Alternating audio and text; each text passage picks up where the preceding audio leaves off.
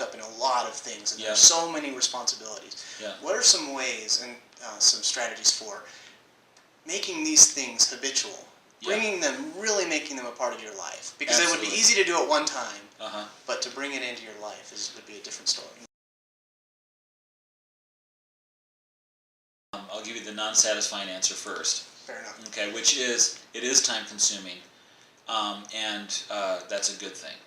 Part of the biggest problem is that people they're going to take the time with these fights or problems anyway.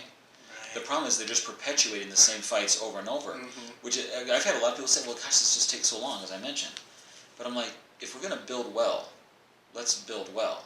Let's take the time it takes. I don't know anybody. One of our local examples here is the LDS Salt Lake Temple. Okay, a big part of Utah culture and history. Okay, whether you're Latter-day Saint or not. Nobody looks at that edifice or any other great cathedral or any other great edifice in the world. Nobody says, because that one took 40 years to build. You got these pioneers here settling this area. They don't have a whole lot of resources and money and time and things like that, but they sacrifice for it and they build it. No one looks at that and goes, yeah, it's pretty, but took a long 40 years. I don't know. And because then, as far as they haven't really changed much about that building or the Cathedral of Notre Dame. They haven't changed these things. It's mostly maintenance and enhancement. Once it's done and done right, it's done. We don't have to revisit it anymore. The nice thing about taking all this time in the hour-way plans and getting these agreements together is that once they're done, we don't ever have to have that fight again. Consider that. And that's what makes the habit a lot easier to do down the road. It's a lot of time investment right now, a lot of energy, a lot of negotiating and communicating, even sometimes fighting about it, but once it's actually done and really bought into, I mean, there was a time when Monopoly... You've got a real return on your investment. Real return on your investment, because there was a time when Monopoly as a game didn't exist, right? And they did, Parker Brothers did some, or Milton Bradley did some, which one is it? I don't know. But they did research and development and practice, trial and error. But when's the last time they revised the rules on that? They haven't really changed the board or the layout or the tokens. All they've done is had lots of return on investment on that one product and done how many versions of it, but they haven't changed anything core. Yeah. Because once you get it right, you don't have to keep revisiting it. And it allows the habit of the behaviors. We've all spent all the time trying to figure out what you do with the hotels. Yeah.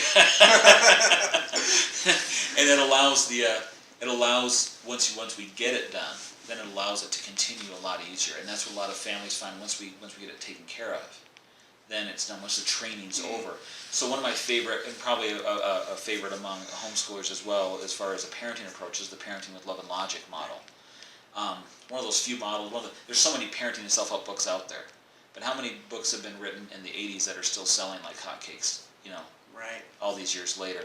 And it's a good model. A lot of homeschoolers use a lot of public education systems, train their teachers in it. The reason I mention it is because they always say, well, how long is it going to take to get my kids trained in this, to get us trained as parents in this?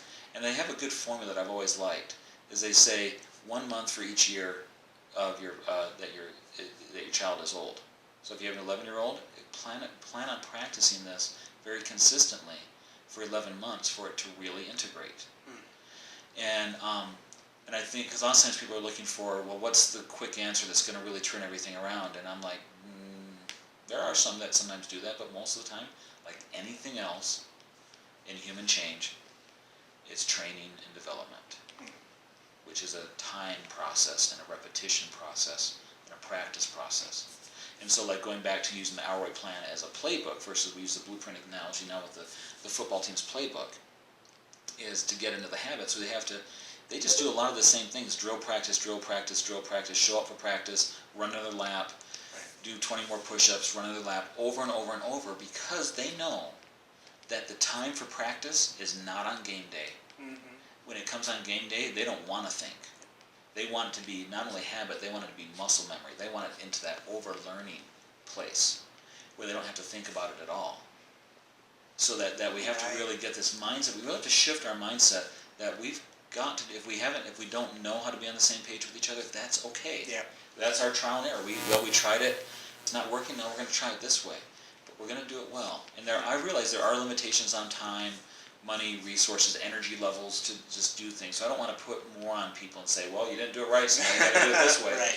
But there is something to it, is that, you know, we can go at our own pace in our learning, but we do have to, if united parenting is a struggle and we're having conflicts around this, it is a crucial core element that has to be fixed if we're going to allow other things to move forward. If we're not united, a kid is going to divide those parents like that.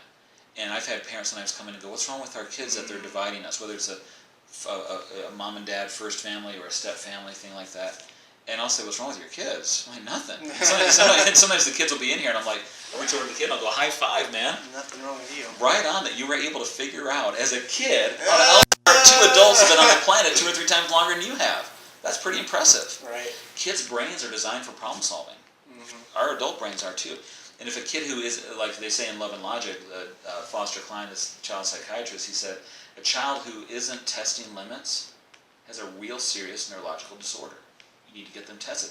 That's the kid you have to worry about. The kid who's testing limits, their brain's working. Mm. We just need to figure out how do we tighten the structure. And if kids are able to divide parents, they're just teaching us that there's a divided system. There's nothing wrong with the kid.